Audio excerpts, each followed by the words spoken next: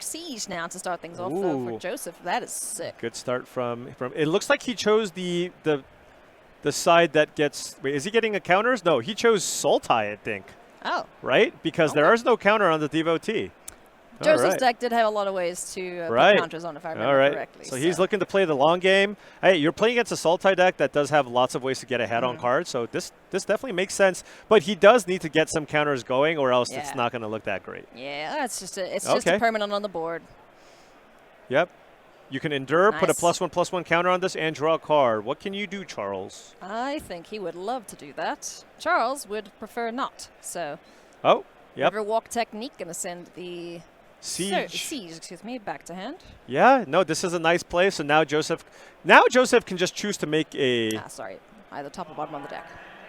Yeah, so he has a 3/2 lifelinker, and did he put it on the bottom? I think it went on bottom, yeah. Oh, yeah, it needs lands actually. Hasn't played a land, so. All right, couple of attackers here. 4 mana though. This is going to be a creature. Okay. Nice. Karu Goldkeeper. Yeah, Karu Goldkeeper. Not the best blocker right now. All right, Charles getting that mana going. There's the red land. So he has blue, red, black, and green. So all he needs to do is get the Dragonbrood Relic in play with 7 lands, and he can make a 4/4 flying, lifelinking angel. Excuse me, I call it angel. Dragon that does lightning helix. Ooh, but this is great here for Joseph. Plays the Trade Route Envoy here, finds the land, which is really, really big. Charles just wants to keep his life total alive, recognizing that he is a defensive player in this matchup. And he's the control deck, so he's like, I'm happy with this trade. I just want to survive, get to my late game, and then crack my Dragonbrood Relics when I can. Yeah. Kill some stuff, make a big dragon. What more could you want out of an activated ability, I ask you?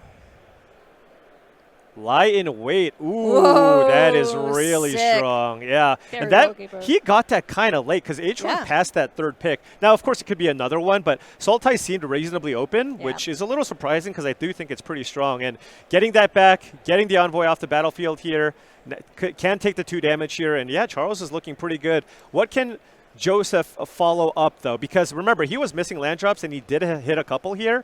So he's going to have some good plays himself. It did seem like everyone was allergic to islands in that draft. Yeah, well, we saw some pretty late Sipsig appraisers, and that being one of the best comments. And there's also a Riverwalk technique that somebody got last pick. Yeah, Jack Patsay is one of the players in mostly blue.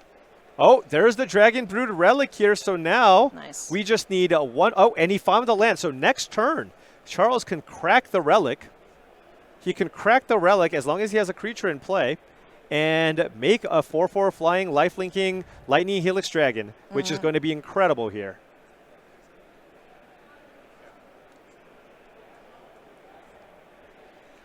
Keeping the dragon back here to block the pair of 2/2s on the right side there. So artifacts aplenty on board here. This dragon is certainly doing some hoarding. Absolutely. Keeping its relics close to its chest.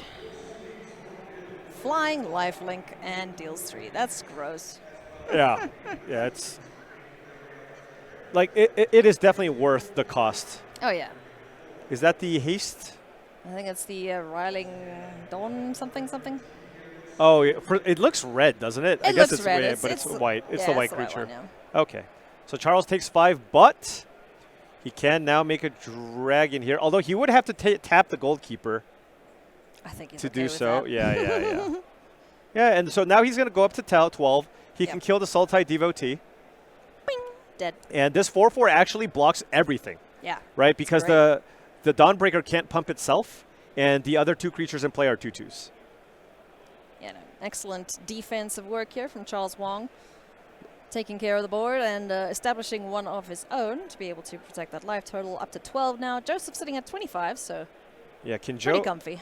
If Joe can find a removal spell for this dragon, that would be so big because it's the only thing that's keeping everything at bay. So can he do that? Okay. Stalled Successor. Oh, okay. Now you put maybe a counter here. Deathgorger? Yeah. You called it. Nice. Yeah. Okay, now that's a big flyer. You have a giant flyer, 2 counters, shuffle it back in, draw the card. Whee! Now you can choose to attack with this or keep it back. Because do you want Charles to attack for 4 and draw a card and gain 4 life? Maybe not. Probably not, no. But it's a very tempting attack. Right. Oh, it's got vigilance. Oh, Excuse yeah, me. it's Excuse me. It's got vigilance. Yeah. So, yeah, that's an easy attack for 5. And yeah, now Charles is the one who's going to need to find an answer to this large dragon here. If he does, he's looking okay. And remember, he has 2 copies of the relic. So if you can also just draw another one, that would be pretty insane too, right? Okay. Oh, that would be awesome. The skimmer into the Dusiat Earth Carver. And you probably just want to make a 7/7 reach creature here. I don't know that a 3/3 does enough on this battlefield, but it's close. Oh, no, he's going for the 3/3. I guess the 4/4, having more things in play does allow you to just block all the ground creatures that Joe has in play right now. Jeez, like, this board is getting clogged up.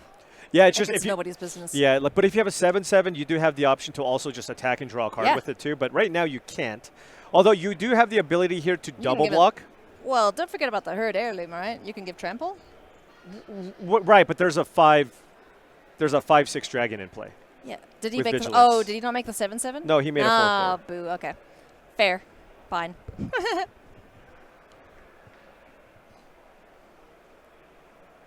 Okay. So Joseph Nunez gets the turn pass back to him, and Disrupting Stormbrood says, "Please go away."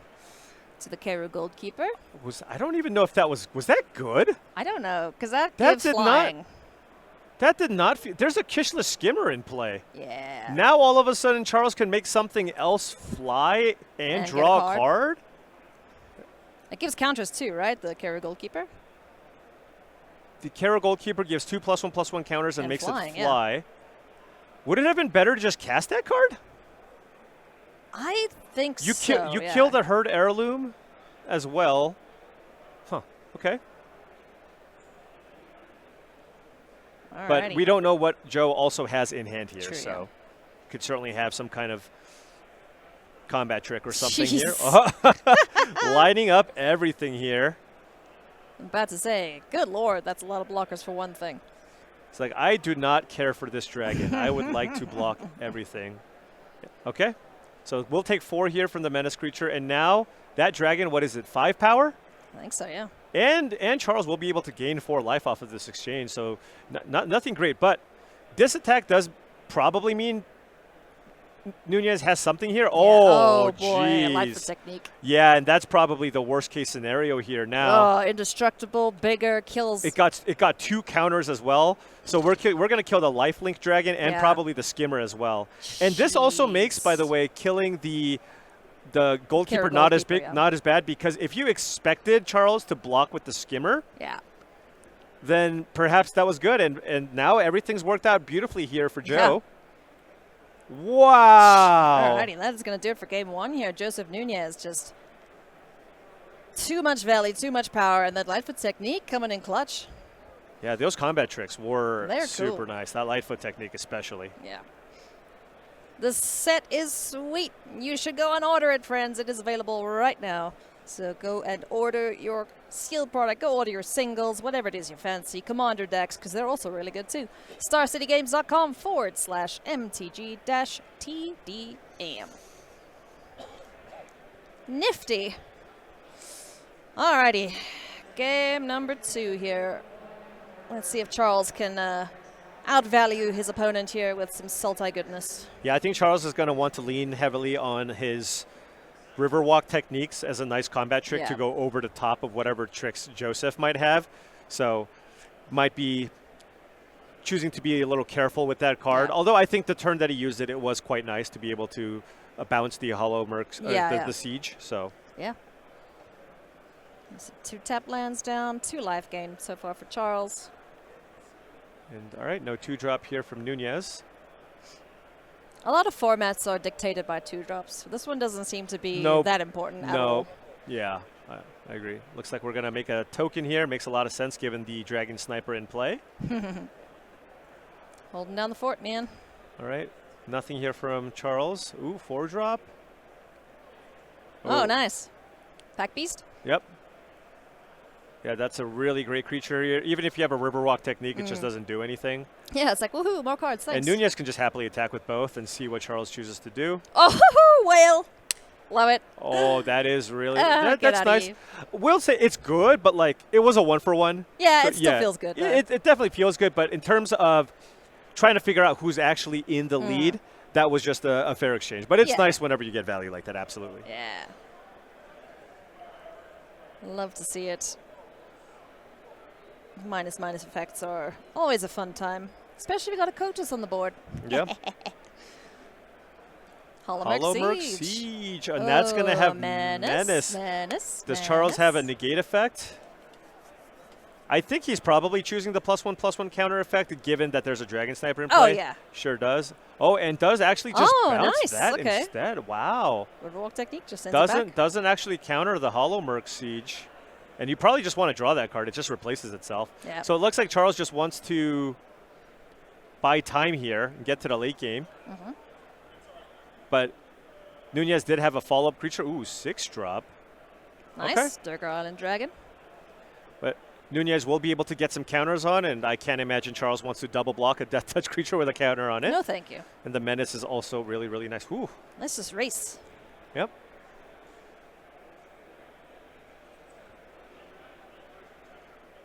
Oh, detainment. Yep, that's big too. Oh, Attack for nice. 3. Nunez with all the answers here, and now that Siege can potentially take over the game here. Man. Threats and answers. Yeah. Gotta love having both. It's got vigilance. It's Vigi. It's Vigi. Thank you. Yeah.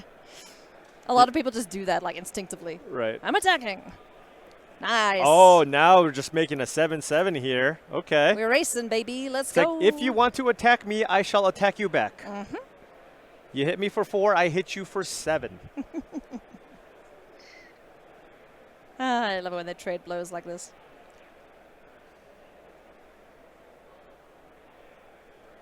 So in for 4 now. Yeah, Yep. for 4. Turn passes back. Wow, Oh, the mana really? left open. Nice. Yeah, he's got to have something here. What shenanigans do He you has have? so many cards. Okay, turn wasn't passed yet. Riling Dawnbreaker. Okay, so going wide here, making a token and playing a Death Touch creature. And the Death Touch creature is excellent here because it does block the Earth Carver. So Charles needs to find, if Charles has maybe a way to get that off the battlefield, then he Yeah. can chunk in for a good amount of damage here. Yeah, which would be ideal. Any trample givers? Looks like oh, another- yeah. Riverwalk technique? Yeah, the other Riverwalk technique. Do you want it on top? Yeah, you want Yeah. it on top. All right. Vigi. He's like, come on, man. I guess if it trades, it didn't matter. But that's Yeah. an attack for 7. Nice. Nothing from Charles. Down to 12 goes Joseph. Joseph not thinking, should I attack? Probably should attack. But Yeah. at the same time, it's just like, man, if he has another way to deal with my devotee. Well, he's not dead then. If Yeah. But, yep, still getting in. 5. Down to 11. 7 back on the crackback if the second DOT gets removed. Charles, a lot more mana sources in play here for Charles. Yeah, for sure. And didn't attack either. So, yeah, this is looking really, really nice here for Nunez. Can just continue attacking with just the giant devotee and then keep the small one back. I think it's enormous. Yeah. Whee! 6/5 Menace Death Touch. Down to 10. What's the follow-up? Got anything cool?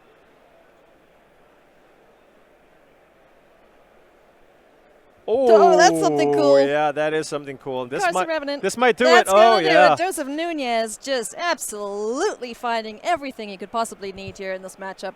Charles Wong put up a good fight, but didn't have the answers for crazy threats there from Joseph.